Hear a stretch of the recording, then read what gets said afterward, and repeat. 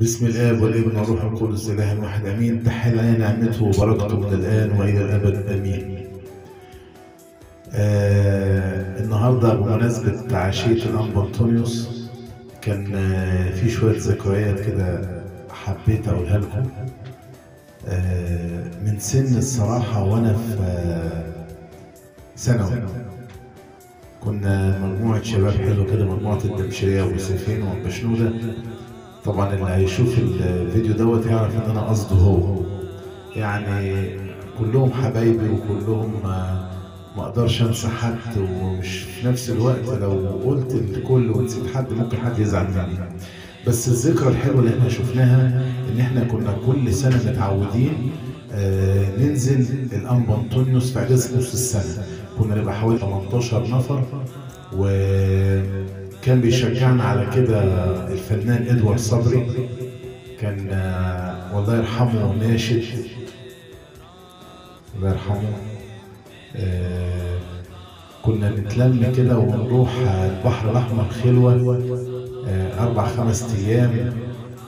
طبعا كل ما افتكر حد هقول اسمه، يعني مخلص، وكان مجدي مكرم، وكان عماد رزق وامير ومراد صبري وابراهيم صمويل. كنا مجموعه حلوه قوي قوي قوي قوي. كنا نروح الانبا أنطونيوس دي نستناها من السنه للسنه، ونروح مواصلات، ما كانش معانا عربيات وما كانش في اي وسيله ان احنا نركب اي حاجه. كنا بناخد عربيه من ملك الصالح ننزل بيها حلوان، وبعد كده نروح من حلوان لحته اسمها الصف، ومن الصف ننزل بلد اسمها برومبل، وبعد البرومبل ننزل على حاجه اسمها المفارق. كانت يافطه كبيره قوي اسمها يافطه مورلوبورو، كانت باينه، كنا نقعد تحتها واحنا وحظنا بقى، يا تيجي عربيه نقل، يا تيجي تانك ميه، يا يجي عربيه شايله مواسير، عربيه شايله طوب، على مدار السنين يعني. ونتنطط من عربيه لعربيه لحد ما نوصل لحد المدق ونقعد. المدق ده كان 18 كيلو، وكنا بناخده مشي 3/4 السنين، كنا بناخده لحد ربع ونص مشي 3/4، لحد ما ربنا يرزقنا بعربيه داخله كده ونروح داخلين معاها الدين. كانت بتبقى احلى لحظات حياتنا لما نتجمع كلنا في دير أنبا أنطونيوس. جينا في مره بقى قالوا لنا هتطلعوا تصلوا قداس في المغاره فوق.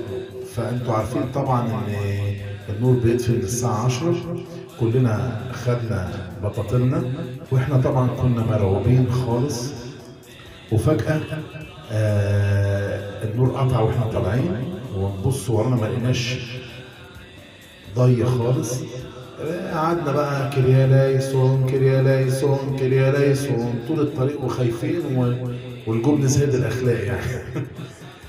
رحنا ووصلنا لحد المغارة، وبعد كده جالنا ابونا تيمساوس، ربنا يديله الصحة، حافظ عليه، موجود لحد دلوقتي في الدير. وصلينا القداس، وبعد كده في الفترة اللي احنا فيها انتظار ابونا كان معانا كشاف كبير قوي. كنا شباب يعني، وبنحب نهرج ونهزر وده ما كانش صح يعني. فقعدنا نعمل بايدينا كده على الكشاف، ونسمع تحت زغاريت وتسقيف، واحنا مبسوطين قوي يعني ان احنا بنعمل حاجه، بنضحك على الناس اللي تحت في الدير. وكان الدير ده فيه ساعتها اتوبيسات كتيره جدا، بتاع حوالي 100 اتوبيس، رحلات كانت جامده قوي. كان الدنيا زحمه جدا في عيد الأنبا أنطونيوس. وخلصنا القداس واحنا نازلين بقى، كان معانا صديقنا كان اسمه ايهاب ده كان عنده مشكله في مناخيره، قال له ما تطلعش عشان لما تطلع الضغط ممكن تنزل او حاجه زي كده، فبلاش تطلع.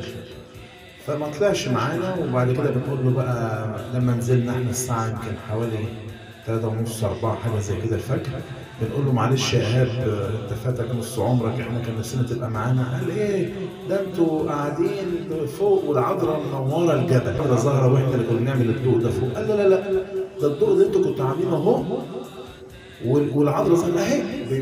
كلمه اهي دي كلنا بصينا لقينا العمود نور نزل من السماء ولونه احمر واتجسد لحد ما نزل على حرف الجبل بين الصليبين بتوع المنارة بتاع الأنبا أنطونيوس. وشوية كده واحنا طبعا قعدنا نصلي وكلنا ركعنا على الأرض، ولقينا منظر العذراء اتجسدت العذراء فردت ايديها كده، وجي جنبها من الناحيه دي أنبا أنطونيوس والأنبا بولا، وكان منظر رهيب قوي، وكان بركه كبيره قوي قوي ان احنا شفنا العذراء. فانا كل ما يجي عليا عيد الأنبا أنطونيوس افتكر اللحظه دي. فانا بقى النهارده عايزين نرنم ترنيمه للعذراء في ليله الأنبا أنطونيوس. تعالى نرنمها سوا.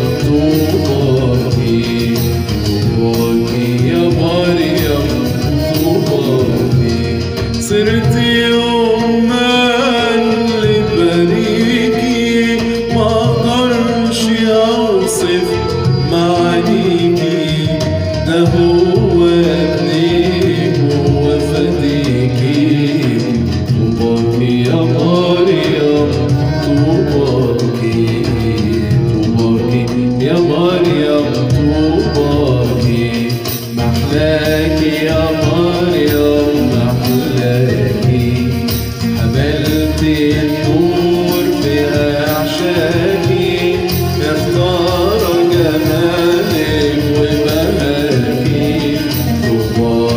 يا